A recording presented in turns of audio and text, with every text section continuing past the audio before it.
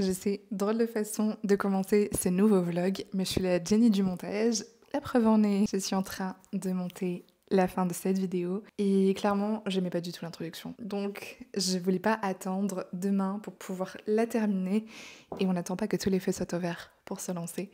Et encore moins que tout soit parfait. Et je vous annonce qu'on se retrouve dans cette vidéo qui est une vidéo vlog. Ça m'a été inspiré par une discussion récente que j'ai eue avec Ben, qui est mon mentor dans une formation que je suis pour YouTube.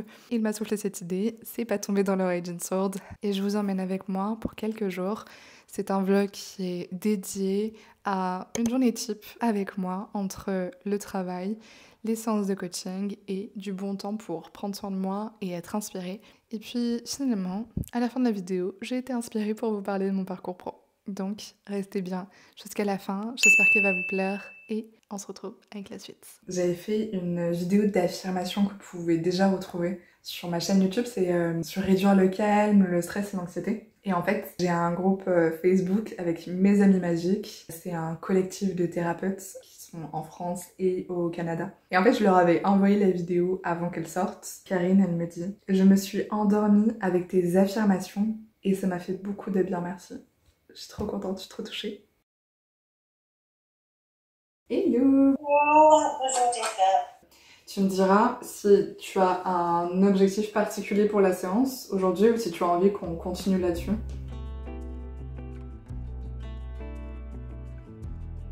Mais c'est trop bien parce que le vilain petit canard, on se rend compte en fait que c'est un signe. Oui, c'est vrai. C'est vrai. Oh putain. Ah là là. Ouais. Cette situation-là, aujourd'hui, elle est le reflet de quelque chose que tu as vécu plus jeune et qui n'a pas été guéri. Ça, c'est par exemple quelqu'un qui va perdre ses parents et elle n'a pas le temps de faire son deuil parce qu'il faut préparer les choses, parce qu'il faut s'occuper des autres, parce que, tu vois, c'est comme faut être forte pour les autres. Et puis, je sais pas, elle va voir un film où il y a le parent qui meurt et alors que c'est un film, elle va s'effondrer en larmes et parce qu'elle est en train, en fait, de processer son deuil. Et ça n'a rien à voir avec le film. Et des fois, il y a des situations comme ça qui se vivent, en fait, dans notre vie où sur le moment, on n'est pas capable de vivre la situation et donc on le met dans le déni, sauf que tout ce qui est dans le déni, ça finit par ressurgir. Donc peut-être que là, il y a quelque chose aussi de cet ordre-là de plus profond. Pour aujourd'hui. Yes. Je me suis préparée pour aller marcher. Je vais aller dans un endroit que j'ai découvert il y a un mois, un jardin vraiment mignon. J'ai mon sac de Tenerife, la Villa Espio. Je vais y aller, c'est à moins de 20 minutes de marche, je crois. Je vous emmène avec moi. S'il y a une chose que j'aime depuis que je suis toute petite, c'est d'aller partir et me balader. Quand j'étais petite, j'enfourchais mon vélo et j'allais à travers la campagne. Et puis maintenant, c'est plutôt mes gens qui m'accompagnent. J'adore dénicher des petits coins comme ce jardin japonais. Il est vraiment petit, mais j'aime beaucoup l'ambiance apaisante, inspirante. Et c'est ce qui m'intéresse le plus, je dirais, lorsque je vais me balader. Parce que non seulement ça me fait du bien au corps, car on le sait, le mouvement est la vie, mais ça me fait aussi énormément de bien à l'esprit. D'une part parce que c'est un moyen pour moi de méditer, une méditation marchée, active, qui me fait encore plus de bien, ou alors qui est complémentaire à une méditation de pleine conscience, assise. Et quelque chose que j'ai remarqué, peut-être que c'est aussi le cas pour vous, mais d'être en contact d'un environnement beau, inspirant, ça m'aide à manifester des choses dans ma vie. Parce que ça m'aide à avoir de la gratitude, à avoir des idées, comme lorsque j'étais installée sur ce banc, pour noter des idées, des prochaines vidéos.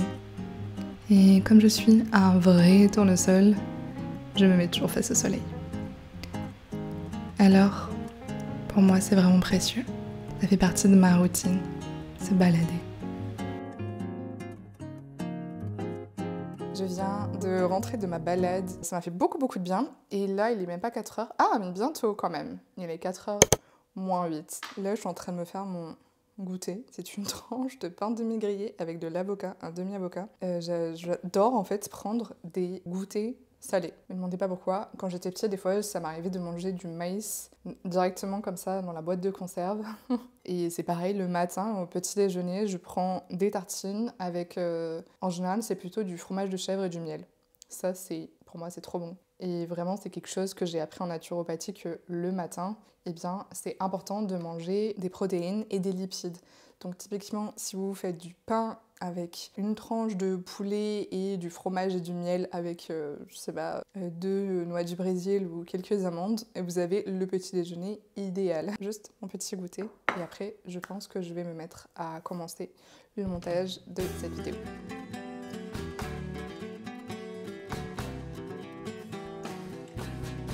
Cette petite boule de poils que vous voyez dans le fond, c'est Chati. Et Chati, c'est le chat de mes beaux-parents. Ils sont partis pendant plusieurs mois, alors on la garde, telles des petites marraines et parrains qui prennent soin d'elle et qui profitent de ses ronronnements, de ses câlins et de ses coups de boule également. À ce propos, elle a hérité du surnom de Zizou et on l'adore telle qu'elle est. Très sauvage, avec un grand cœur.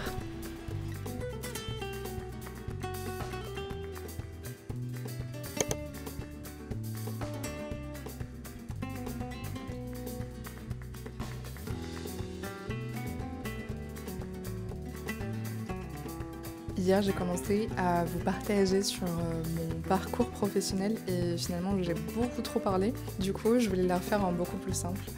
Je vous disais que j'avais un côté entrepreneur depuis toujours et que je me suis lancée dans l'entrepreneuriat à 23 ans. Et ce côté entrepreneur, je pense qu'il n'est pas fait pour tout le monde. Que d'être à son compte, c'est pas fait pour tout le monde. Mais je pense que quand on a cette fibre-là, c'est vraiment très très passionnant. En fait, je vous racontais mon petit storytelling, que j'avais fait un bac ST2S parce que je voulais être infirmière libérale. En fait, depuis qu'on doit choisir la scolarité, on va dire, depuis le collège, je me disais je veux pouvoir aider les gens comme j'aurais aimé être aidée. Je connaissais pas la thérapie à ce moment-là. Je connaissais ce métier d'infirmière et donc je me suis dit que j'allais me lancer là-dessus pour plusieurs raisons. Finalement, je me suis dit que c'était pas vraiment ce que je voulais faire, mais la raison principale, c'était surtout que ce qui m'intéressait dans mon idée d'être infirmière libérale, c'était que je pouvais apporter une approche, en fait, une présence et quelque chose d'émotionnel, en fait. Et donc, je me suis un petit peu cherchée et puis finalement, j'ai découvert la naturopathie à 19 ans. Et j'ai commencé à lire des bouquins sur la santé naturelle, sur l'alimentation. Même, j'ai commencé en fait à découvrir aussi la spiritualité et le développement personnel à ce moment-là. Clairement, à 19 ans, je me sentais pas du tout les épaules pour me former en naturo, pour être thérapeute à cet âge-là.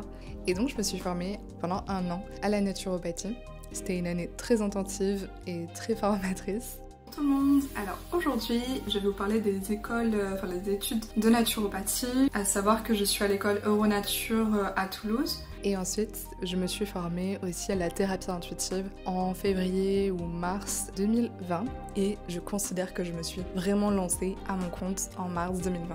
Et 2 semaines après, il y a eu le confinement et figurez-vous que ça a été une très bonne chose pour moi parce que comme je travaille exclusivement en ligne, et bien ça a été une aubaine parce que on était tous chez nous, on n'avait pas de choix que d'être chez nous et ça est venu réveiller aussi des questionnements chez beaucoup de personnes et donc voilà, c'était le bon moment pour être une thérapeute et travailler sur l'émotionnel et donc voilà, ça a poussé les personnes à s'introspecter, à se poser des questions et en fait mon activité a commencé doucement mais sûrement à ce moment-là, puis il y a eu du bouche à oreille aussi qui s'est lancé. Et puis ensuite, j'ai fait d'autres formations, aussi à l'école de thérapie intuitive, donc j'ai fait le praticien 1 et ensuite le praticien 2. J'ai fait l'hypnose intuitive. C'était un peu dense comme formation. C'est une formation qui permet de savoir encore mieux communiquer avec l'inconscient des personnes. Et ça, c'est génial parce que, comme je le dis assez souvent, nos pensées, nos émotions, notre façon de voir la vie, nos actions et les résultats que l'on a dans notre vie, ça dépend à 95% de notre inconscient. D'où l'importance de venir faire ce travail sur l'inconscient parce que finalement, on atteint beaucoup plus facilement nos objectifs, on se sent beaucoup mieux dans notre vie, on réussit à aller plus facilement de l'avant quand on fait et ce travail intérieur. Il y a quelque chose ici, j'ai pensé ce matin dans la voiture que je voulais vous dire, c'est que quand j'ai fait mon praticien 2, en fait, j'avais dit que j'avais fait 90 séances, ce qui était le cas. J'avais fait 90 séances en plusieurs mois, je sais plus exactement combien de temps j'avais mis entre le praticien 1 et le praticien 2. Donc mon enseignante l'a dit et tout le monde s'est mis à m'applaudir. J'étais un peu gênée, genre, qu'est-ce qui m'arrive? Pourquoi tout le monde m'applaudit? Et avec le recul, je me dis que c'était vraiment chouette parce que finalement, ce côté entrepreneur, ça révèle aussi ça, c'est-à-dire que quand je veux quelque chose, je m'assure de l'avoir. Parfois, ça prend plus de temps que ce que j'aimerais, mais j'ai une foi incroyable que ça va arriver et ça, je pense que c'est important quand on est à notre compte, quand on a envie de durer dans ce qu'on fait, quand on a envie que ça marche vraiment, d'avoir cette foi-là et de savoir aussi bien gérer ses émotions, de savoir bien gérer les passages à vide et aussi, quand on a du succès, de pas juste se reposer sur nos lauriers et de faire prospérer aussi ça, de savoir aussi se réinventer. Enfin, il y a plein de choses que je pourrais vous partager sur l'entrepreneuriat. Si ça vous intéresse, n'hésitez pas à me le dire parce que c'est pas un sujet que je vais forcément aborder naturellement sur cette chaîne, mais c'est quand même des choses sur lesquelles j'ai accompagné plusieurs personnes. J'ai accompagné des sophrologues, notamment Bélène, qui est ensuite devenue mon amie. On avait fait un témoignage vidéo ensemble qui était vraiment trop chouette parce que j'ai pu aller chez elle. L'objectif, c'était vraiment de retrouver l'estime de moi. Enfin, mon estime, ma confiance en moi. On va toujours rencontrer les bonnes personnes qui vont être là au bon moment. Et à ce moment-là, j'avais vraiment besoin d'avoir un accompagnement parce que je me lançais à mon compte. Qui de mieux que Jennifer pour m'accompagner dans ce challenge. J'avais accompagné aussi des réflexologues plantaires, des naturopathes, dont une personne, on ne savait pas avant de se découvrir. On a fait la même école, donc c'était une naturopathe avant de se lancer. Voilà, j'ai accompagné plusieurs thérapeutes pour leur lancement, pour travailler surtout sur la confiance en soi, qui est vraiment important quand on est à son compte. Quand on est indépendant, c'est un vrai travail de développement personnel permanent. La confiance en soi, l'état d'esprit, les croyances qu'on a à propos de soi, de ses capacités, les croyances à propos de l'argent. Et qu'est-ce que c'est satisfaisant de voir que quand on met des actions, les bonnes actions en place, eh bien, ça prend. On récolte ce que l'on sème. C'est important de faire attention à ce que l'on sème. C'est super important quand on est thérapeute, coach, quand on accompagne les personnes, c'est notre énergie qui est le plus important. Quand je parle de l'énergie, c'est notre joie, c'est ce qu'on transmet, c'est aussi nos croyances à propos de nous. Parce qu'en fait, ce que l'on va transmettre aux personnes, c'est non seulement nos techniques, si on est thérapeute intuitif, sophrologue, hypnothérapeute, qu'importe, mais c'est aussi que la personne, elle va venir nous voir et elle va ressentir notre énergie. Mais en fait, ça, c'est même, je pourrais vous en parler dans les vidéos quand je parle comment être magnétique dans nos relations, parce que finalement, plus que ce que l'on va dire, c'est comment la personne reçoit le message par notre présence, par notre qualité d'écoute, par juste qui l'on est au fond de nous, ça se ressent en fait. Et il y a des personnes, c'est terrifiant, dès que je les vois, je me sens mal à l'aise. Elles n'ont pas besoin de me parler, ça me crispe profondément. Et d'autres personnes, à peine je les vois, je me sens bien. Pourtant, ça veut pas dire que ces personnes-là, à qui je me sens bien à chaque fois que je les vois, ça veut pas dire qu'elles sont tout le temps en pleine forme, tout le temps... Mais c'est juste qu'il y a un truc ancré en elles, de l'ordre de l'inconscient et de l'énergie, qui est profondément bienveillant, qui est vraiment très bon. Et donc ça se ressent. Et quand on est thérapeute, coach, etc., même si c'est important parce que, oui, moi je travaille beaucoup, mais c'est important quand même de prendre soin de moi.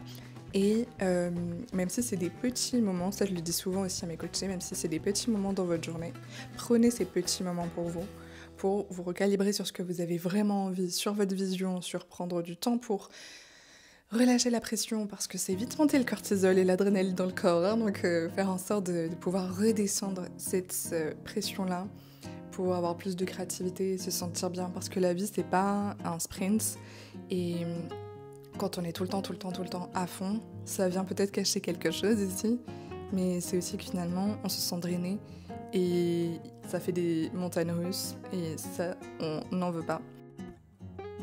J'ai acheté cette plante il y a 1 an et demi lorsqu'on est arrivé dans l'appartement. Et un ami m'a dit qu'il avait eu exactement la même, mais qu'elle n'avait pas fait long feu. Au vu des nouvelles feuilles que celle-ci fait, eh bien, je pense vraiment que c'est l'environnement qui joue énormément. C'est pareil pour nous. Je suis très curieuse d'avoir vos retours par rapport à cette vidéo. N'hésitez pas à me dire ce que vous aimez voir dans les vlogs et si cette vidéo-là vous a plu. J'espère que, en tout cas, vous avez passé un bon moment en ma compagnie. Puis on se retrouve très bientôt dans une prochaine vidéo. Souvenez-vous qu'à cœur vaillant, rien d'impossible.